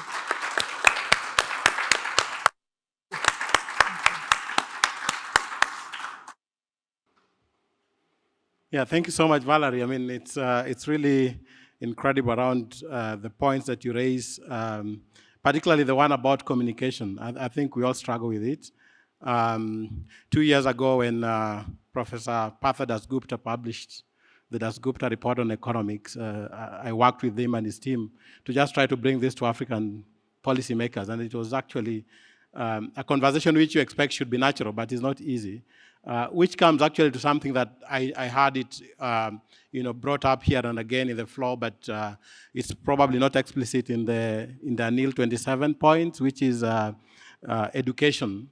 I know you did mention it yesterday, particularly higher education, and for example, if you're training economists at our universities right now, are we providing the right training? Are we producing, because we know that the ones who end up in the ministries of finance, in the ministries of planning, and I also talk to many of them in my day-to-day work. And sometimes it's not, we take it for granted that some of these things should be obvious, but sometimes it's not. So I wonder whether there's something we could do about tweaking, our education system. It could start from, basic education, but I think more importantly at the college level, where now we really start to churn out professionals. It's an extremely important point, because when we talk about institutionalizing natural capital accounting and making it normal, not niche, that means that every environmental economist and every economist should be trained in this as a regular part of their curriculum. Because we will not be able to institutionalize this and normalize natural capital accounting as just another piece of data governments use if it continues to only be supported by a small cohort of consultants, if we continue to keep the expertise to ourselves. And so that contagion of expertise has to happen, including by embedding it in curricula. And that is something that we can certainly at the World Bank go back in our support to education programs globally. It is something we're looking at. We do the same thing in engineering programs for nature-based solutions. Because at the end of the day, you want the next generation of economists who talk about natural capital accounts as a natural part of their everyday conversation and their everyday work. They understand the models, it's just what they learned. And so I think it's an incredibly important point. Thank you, Phil. Yeah, thank you so much for that. I think that's really, there's an opportunity there, I think, to make a change. I mean, I can share with you my personal experience. I come from a small village called Rongo in Kenya, and there's a World Bank grant to produce roads. 90% of the people in my little town either walk or use bicycle, and the roads do not provide any provision for the use of bicycles and walking. And the point is the engineers that are involved probably are not sort of like appreciating. Yet I'm sure the margins of difference in terms of the cost adjustment will be maybe very negligible. So I think we have a lot of work to do, even with the engineers, as you say, but also a wide broad of professionals. Anil, anything you want to add to your 27 points? I think you have to reconcile with Valerie as 36 points, so we have to get some reconciliation there. I don't want to add any more, I think. Okay, I think we are past time, but I want to give you your last words. So I guess we'll start with Honorable Minister, and then Valerie, you'll come and close as the host. Oh, okay, thank you very much. It's not a last word because we'll continue exchanging around natural capital accounting program.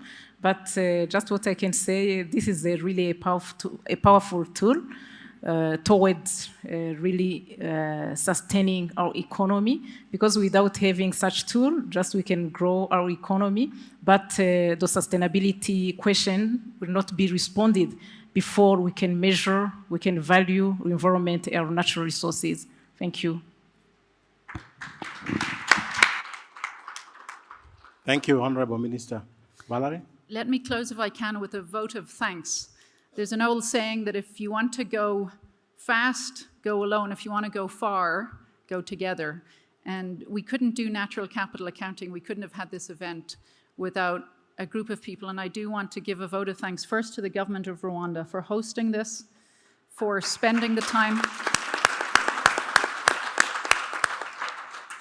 for taking the time of senior officials, of ministers. We have many people from across the Rwandan government with us and many people behind the scenes making this work. So we really are very grateful for the government of Rwanda.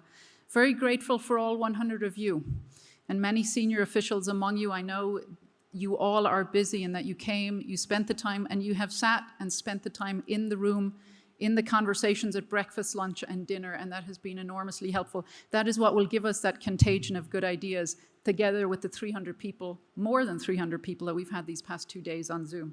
I also want to thank, of course, the UN Statistics Department, who is our partner in natural capital accounting.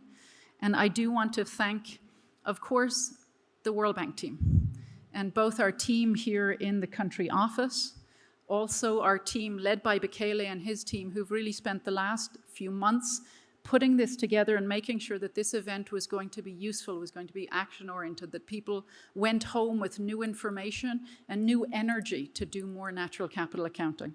And of course, we could have done none of this without the contributions and the generosity of the governments of the UK, Switzerland, and Germany, who are providing support to the 23 governments through the World Bank to ensure that it unlocks our finance and our support and is a long-term journey. This isn't a sprint, it's a marathon, and we're all in it together. So a huge thank you to everybody.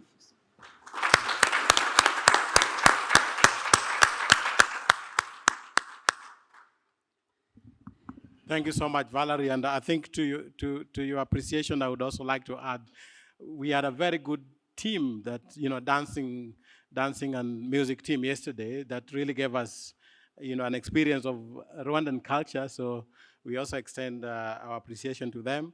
Not forgetting also, we had a group of translators that have been providing translation services. I hope those of you that used it were very pleased. They came to me and said they were happy about what was going on. We also have a very wonderful technical team here. Occasionally we had 1 or 2 hitches, but it never took time before they're on cue to just make sure everything runs properly and in good time. And I think also the Moderator, can we have a round of applause?